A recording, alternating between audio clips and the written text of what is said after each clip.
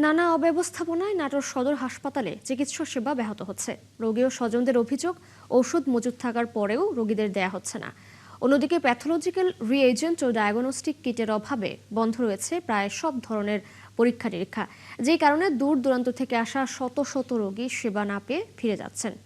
দর্শক, এই বিষয়ে আরো জানাচ্ছেন বুলবুল আহমেদ।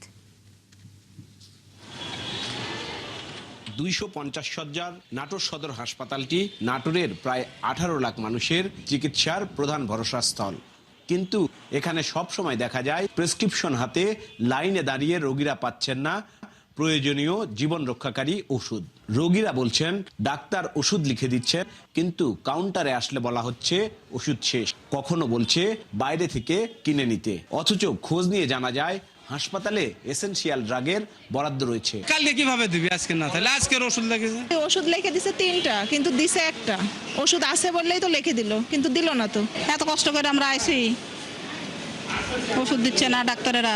শুধু ওষুধের সংকট নয়, সরকারি এই হাসপাতালের প্যাথোলজি বিভাগের দরজায় ঝুলছে তালা।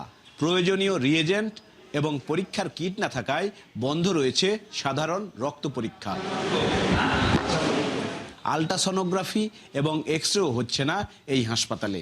প্যাথোলজি টেস্ট বন্ধ থাকার কথা স্বীকার করলেন দায়িত্বরত কর্মকর্তারা। হাসপাতালে কোনো পরীক্ষা নিরীক্ষা নাই, আলটা করে আসলাম, সবাই দেখে সততার থেকে সব করে আসলাম। এটা দুঃখজনক যে একটা এক্সরে এখানে নাই, এক্সরে বাইরে করাতে হবে, এবং হ্যাঁ সিবিসি নাই, একটা ব্লাডের টেস্টও এখানে হচ্ছে না।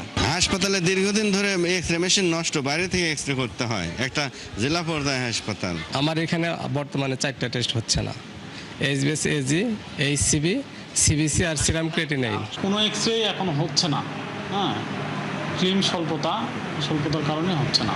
হাসপাতালে ওষুধ থাকার পরেও কেন দেয়া হচ্ছে না, এমন প্রশ্নের জবাবে নাটোরের সিভিল সার্জন এবং হাসপাতালের ভারপ্রাপ্ত তত্ত্বাবধায়ক বলেন, বরাদ্দ কম পাওয়া গেছে, কিছু ওষুধ হাতে রেখেই বিতরণ করা হচ্ছে, যাতে পরে আবার সংকট দেখা না দেয়। আমরা আমাদের চাহিদা দিলাম, সেই চাহিদার আসলে একটা ভগ্নাংশ তারা আসলে দিতে পারে, এবং তারা সারা দেশেরই তো চাহিদা মেটাতে হয়।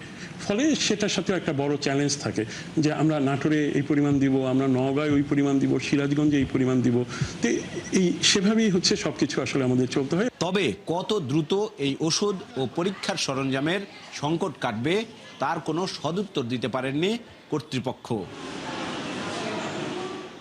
বুলবুল আহমেদ, 71 নাটোর।